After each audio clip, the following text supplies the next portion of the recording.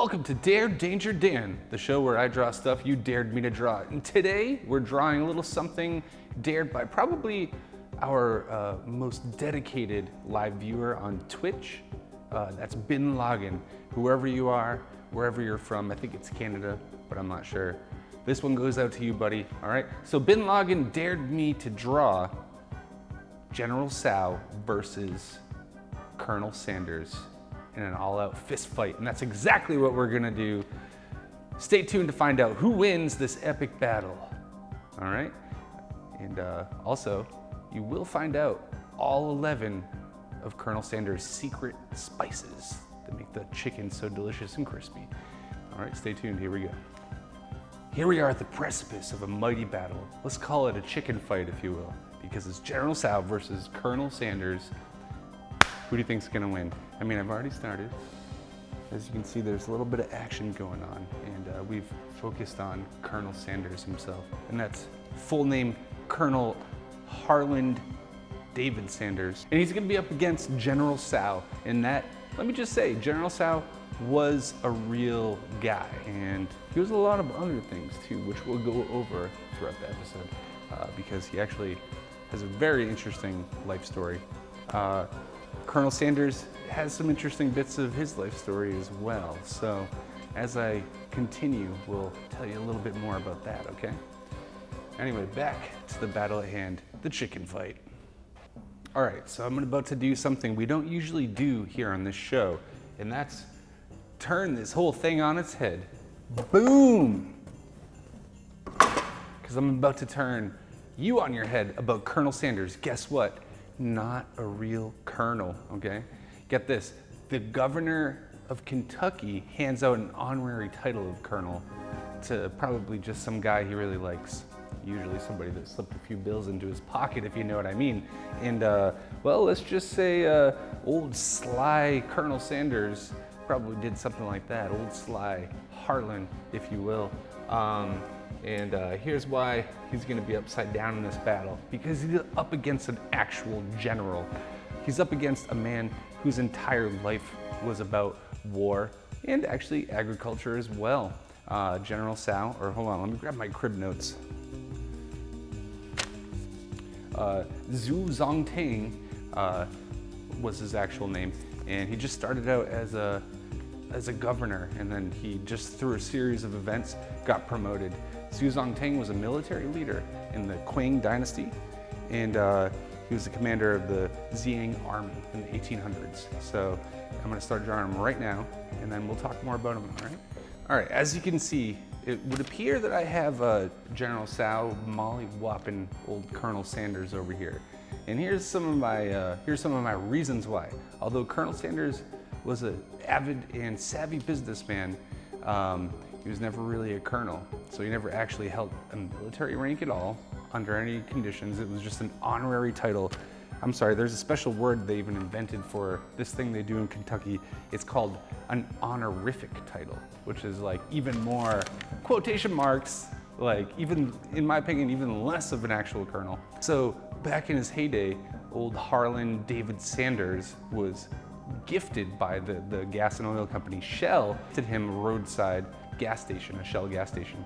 And he was like, well, I'm a savvy Southern gentleman, carpetbagger, if you will. And he's like, I'm gonna turn it into a little eatery as well.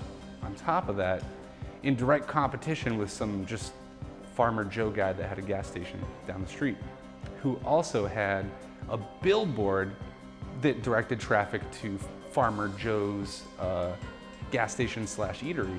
And I guess old Harlan Sanders had someone go repaint the billboard to direct traffic to his little Kentucky Fried Chicken stand. And Farmer Joe got so angry that they got into a shootout where one of Harlan Sanders' employees got shot and killed. Harlan Sanders won that battle. He killed his competition by getting him arrested. Meanwhile, General Tso, Zhuo Zongtang, as his name was, I'm probably not saying it right, but that's okay. I'm doing my best here. This is a man who studied agriculture and military strategy in college. He only got like the smallest degree for whatever was available in China in the 1800s. And he went on to do some military service, and at some point got appointed a governor of some area. But let's just say this: he went from governor, was appointed viceroy. Right after that, first class count. After that, imperial commissioner. After that, he was awarded a Jinshi degree, which is like basically a doctorate in ancient China, an honorary one by the emperor himself, because he'd already done so much for his country. And then he was a second-class marquis.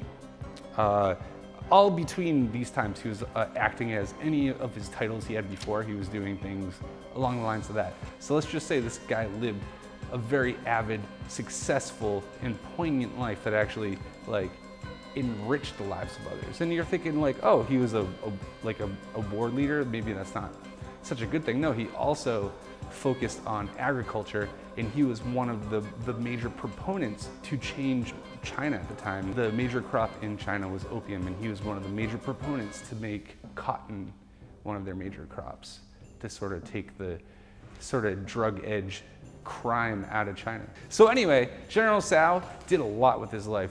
Colonel Sanders basically got one of his employees killed, put a bunch of money into the governor's pocket so that he could be a colonel, and I don't know, and then he opened up, he turned his one little roadside attraction like chicken stand into like basically he just copied the recipe for McDonald's as far as like, let's make this into a conglomerate. So really, I'm letting General Tso take this one. So thanks, General Tso. You deserve this. Molly-whopping old Colonel Sanders in the jaw, sending him flying like Captain America sending Hitler in that one drawing that I based this on. All right, I'm gonna put some finishing touches on this. I want you to just shut up and enjoy your chicken, okay? And hopefully it's General Tso's chicken. Although General Tso never was known for this dish, they just named it after him to honor him, okay? And it is quite delicious, a little spicy, a little sweet. I kind of like that combination. How about you? And there we have it, boys and girls, your history lesson in the chicken world today. Who won the chicken fight? Let's just say General Tso by a long shot. Can I just say long shot? Did someone just eat KFC? I just sharted. By a long shot, General Tso is definitely gonna stick with your ribs a little longer, because that is a man who definitely made a champion out of his lifetime. Colonel Sanders was a little bit of a carpetbagging, wheeling and dealing, kind of sly dog businessman. All right, so feudal Japan, I'm sorry. Well, China wasn't feudal back then, was it? Communist China? No, I don't even know. You know what? I'm not really good with history. Forget it. Capitalism though, whatever. This man beats this man, and that's my opinion. Thanks for tuning into this episode of Dare Danger Dan, and I want to thank you, Bin Laden, my biggest fan, other than my mother, on Twitch at least. So tune in soon, and there'll be many, many more. And don't forget to send in your dares. My dare book is running low, so send them on in. I want to hear some weird stuff. I want to draw ghosts and goblins, aliens and creatures and celebrities that are twisted inside out or whatever, okay? So hit me up, and I'll see you soon.